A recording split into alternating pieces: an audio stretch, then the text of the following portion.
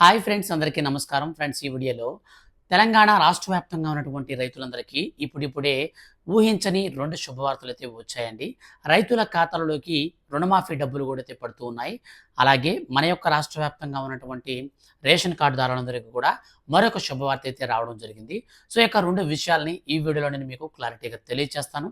Friends, government నుంచి ఏ చిన్న update వచ్చినా సరే, ముఖ్యంగా మన యొక్క రాష్ట్ర వ్యాప్తంగా ఉన్నటువంటి రైతులకు సంబంధించి కావచ్చు, రేషన్ కార్డుదారులకు సంబంధించి కావచ్చు, వచ్చిన వెంటనే మిస్ అవ్వకుండా తెలుసుకోవాలి అంటే మన ఛానల్ని మీరు సబ్స్క్రైబ్ చేసుకోండి. ఈ వీడియోని లైక్ చేసి సపోర్ట్ అయితే చేయండి. ఇక లేట్ చేయకుండా టాపిక్ని స్టార్ట్ చేద్దాం. ఫ్రెండ్స్, తెలంగాణ రాష్ట్ర ప్రభుత్వం కీలక నిర్ణయం తీసుకుంది. ఇకపై అర్హులకు మాత్రమే ప్రభుత్వ పథకాలు అందేలా చూస్తామని మంత్రి పొంగులేటి శ్రీనివాసరెడ్డి స్పష్టం చేశారు. సొంత నియోజకవర్గం పాలేరులో పొంగులేటి పర్యటించారు. ఈ సందర్భంగా ఆయన మాట్లాడుతూ ప్రస్తుతం చాలామంది అనర్హులు ప్రభుత్వ పథకాల ద్వారా లబ్ధి పొందుతున్నారని తెలిపారు. రాష్ట్ర వ్యాప్తంగా అనర్హులను గుర్తించి వారందరికీ రేషన్ కార్డులు, పెన్షన్లు కూడా తొలగిస్తామని మంత్రి తెలిపారు. ఎన్నికలలో హామీ ఇచ్చినట్లు 2 లక్షల రూపాయల రుణమాఫీ చేస్తామని, రుణమాఫీ ప్రాసెస్ను వచ్చే నెల నుండి ప్రారంభిస్తామని క్లారిటీ కూడా ఇచ్చారు. 2 లక్షల రూపాయల రుణమాఫీకి తెలంగాణ కేబినెట్ సైతం ఆమోదం తెలిసిందన్న విషయం తెలిసిందే. గత కేసీఆర్ ప్రభుత్వం పేదలకు గజం స్థలం కూడా ఇవ్వలేదని, మేం మాత్రం అర్హులైన పేదలందరికీ ఇళ్లు నిర్మిస్తామని పొంగులేటి శ్రీనివాసరెడ్డి మనకు హామీ ఇచ్చారు. పాలేరులో సీసీ రోడ్లు, డ్రైనేజీల నిర్మాణం పూర్తి చేస్తామని మంత్రి చెప్పుకొచ్చారు.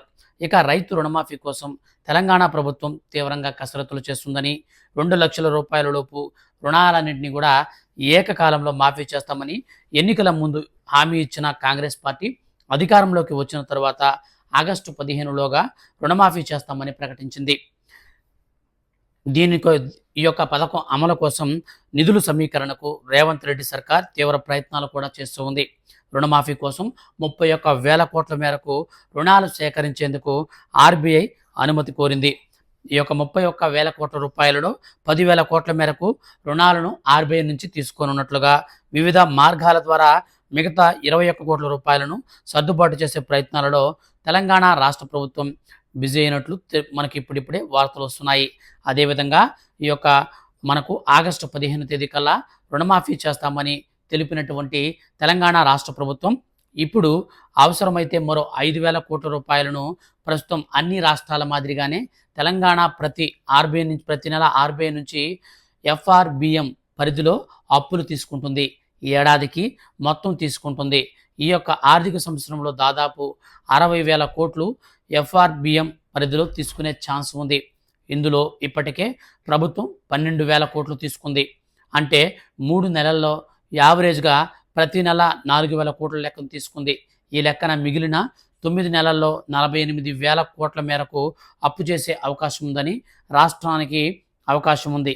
ప్రతి క్వార్టర్కు ఎంత మొత్తంలో అప్పు తీసుకుంటామనే దానిపై ఆర్బీఐకి ముందుగానే ఇంటిమేట్ చేస్తుందన్నమాట.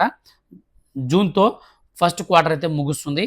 రెండవ క్వార్టర్లో జూలై నుంచి మొదలవుతుంది. దీంతో వచ్చే నెల 10,000 కోట్ల మేరకు అప్పు తీసుకోవాలని ప్రభుత్వం భావిస్తున్నట్లు తెలిపింది. ఇదే విషయాన్ని ఆర్బీఐకి ఆర్థిక శాఖ అధికారులు విన్నవించినట్లు తెలుస్తుంది.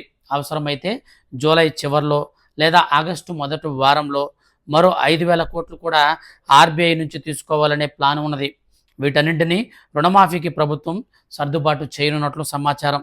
ఇవి కాకుండా ప్రభుత్వానికి వివిధ రకాలుగా వచ్చే సొంత ఆదాయాన్ని కూడా వాడుకోవాలనుంది.